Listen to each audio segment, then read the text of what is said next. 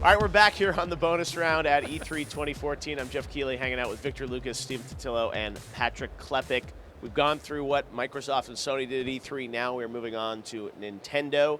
Nintendo had its digital event. It had a lot of games on the show floor here. Let me start with you, Steven, on this one. What was your take on Nintendo? I think coming into the show, no one knew quite what to expect. Seems like their Treehouse Live, their streaming all day has been doing very well online. Yeah, our readers seem to love the way that Nintendo handled E3 this year. And there has been a lot of mockery of what they're doing. Now, how is Nintendo doing in terms of the Wii U, 3DS, that's one thing. But in terms of how they handled E3, a lot of folks I think were like, oh, they're not doing a press conference last year. Like, what are they? This is just, they're giving up. They're waving the white flag for E3. But actually, they seem to be getting more attention for E3 than maybe even fits with how much attention their systems usually get. Right. People are watching the E3 Treehouse streaming thing that they're doing, and their digital event, their version of the press conference was highly entertaining. It was a really good show. And so I think they have found a smart way to handle E3. And say what you will about whether the public should be able to get into E3 or not, Nintendo's done the best job of any of the first parties of bringing E3 out to people. There was a huge line of people outside of the Nokia Yeah, the tournament theater. that I hosted the other day was, thousands of fans. It was actually, there was an energy there. Right. You don't even feel inside of the hall here because you've got the real fans. When Reggie came out at the end, when he was a hero to these people. Yeah. Like when he walks out at a press conference at Nokia, people just sit there and clap. But yeah, there's a question as to whether Nintendo is effectively reaching outside of the core Nintendo faithful, but I would say that they're doing a fantastic job at least making those people happy in innovative ways with E3. And I'd like to see Microsoft and Sony borrow from a little bit of what Nintendo's doing. Absolutely. I'm sure Nintendo's sick of having us tell them how to run their company. Right.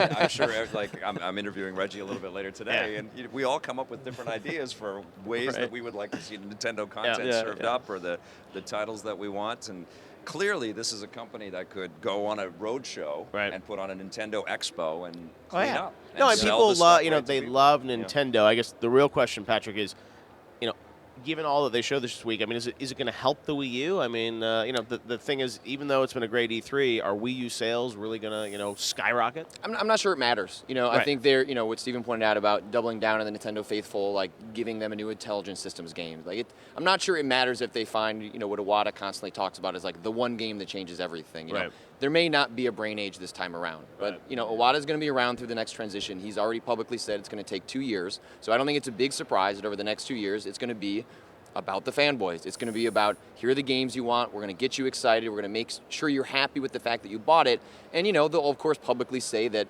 they're trying to reach the wider audience. They'll say what they have to say, but I think what the future of Satoru Iwata at the company, whether he stays with them long term, is really determined about 2 years from now. And I think as a Nintendo fan, you should be really excited about the next 2 years, because Nintendo, when they have their back against the wall, like, they really do just double down on the people that love their stuff. And I think we're going to see just a lot of really exciting things the next couple of years. And they're another company that doesn't have a lot in 2014. Smash Brothers is coming out, but a lot of the big games announced in their press conference, Splatoon and Zelda. Toad will be this holiday. That's right. Fantastic. Captain Toad, Treasure Trackers. Which would be, I think there is some good stuff there. What's your take on the games, Vic? I mean, did you play Splatoon? Did you see any of those yet? I checked out Splatoon.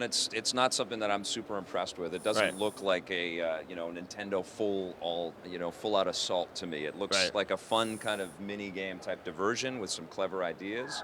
But it also looks like something you would find buried within Super Mario Sunshine. I think it will be fun, but it doesn't feel as robust as we've come to expect from them. I think Smash Brothers is going to be huge. I love Mario Kart 8. I mean, I think that these guys, they know how to make awesome experiences, and we're going to see some really cool stuff. I can't wait for the new Yoshi's Woolly World game. I love the youthful aesthetic, and in some ways, like, I look at Bayonetta 2, which I can't wait to play, and I think it's great that they're packing in Bayonetta 1. I kind of wish Nintendo would just say, nope, we're not going to make anything over T. We saw that even with Devil's Third, the Inagaki game. They were showing that, which is just so different. It's so incongruous, I mean, and I don't think there's anything wrong. I'm a dad now, right? So I'm aware of this. But you want that safe console. And it is. My daughter looks at these Mario games and she asks to watch them, She's already a fan, and she's 2. All right, guys, hold that thought. We'll be right back here on the bonus round.